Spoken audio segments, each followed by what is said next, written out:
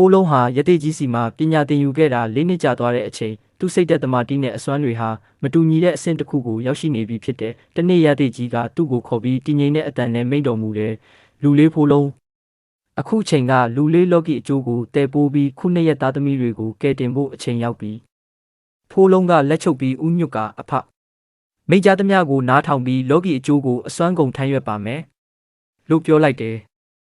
ရတိကြီးကပြုံးသိမ့်စွာဒီနေ့ကစပြီးမင်းအမည်ကိုအောင်နေမင်းလို့ခေါ်မယ်အဖကတော့မဟာမြိုင်တော်မှာမင်းကိုစောင့်နေမယ်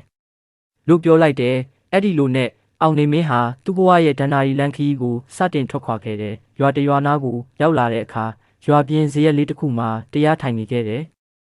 ညက်လေပြေအေးကြမှာဆရာလေးလို့ခေါ်တန်တစ်ခုတိတ်တဆိတ်ထွက်လာတယ်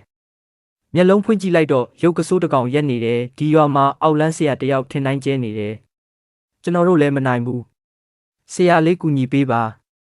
လို့တောင်းဆိုလာတယ်အောင်နေမင်းကခေါင်းညိတ်ပြီးမနှက်ဖြန်ရွာထဲဝင်ပြီးကူညီမယ်လို့အေးဆေးပြန်ပြောလိုက်တယ်အဲ့ဒီညအောက်လန်းဆရာပခိုင်ဟာသူမွေးထားတဲ့တရေတွေနဲ့အတူရွာထဲကိုဝင်လာတယ်ရွာလမ်းမကြီးပေါ်မှာလှည့်လည်နေပြီးခြေတန်းချီအိမ်တစ်လုံးရှိရောက်တဲ့အခါဂါထာတစ်ပုဒ်ကိုရွတ်လိုက်တယ်ချက်ချင်းပဲအနီးဝန်းကျင်မှာအိမ်ငွေတလွာပြန့်နှံ့သွားတယ်တက်လို့အမိတ်ပေးလိုက်တာနဲ့တရေတကောင်အိမ်ပေါ်တက်သွားတယ်ခဏကြာတော့မိန်းကလေးတယောက်ကိုပူးကက်ကအောက်ကိုဆင်းလာတယ်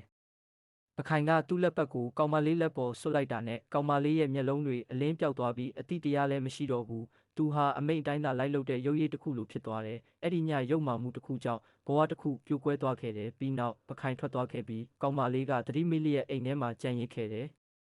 နောက်နေ့ရွာထဲမှာဝမ်းနည်းမှုနဲ့ကြောက်ရွံ့မှုတွေပြည့်နေတယ်ရွာသူကြီးကကင်းလှည့်စေခဲ့ပေမဲ့ညတိုင်းလူတွေအိပ်ပျော်သွားပြီးမနှက်ကြဘာမှမမှတ်မိကြတော့ဘူးဒီလိုနဲ့ဆက်သွားရင်ငါတို့ရွာမလုံခြုံတော့ဘူး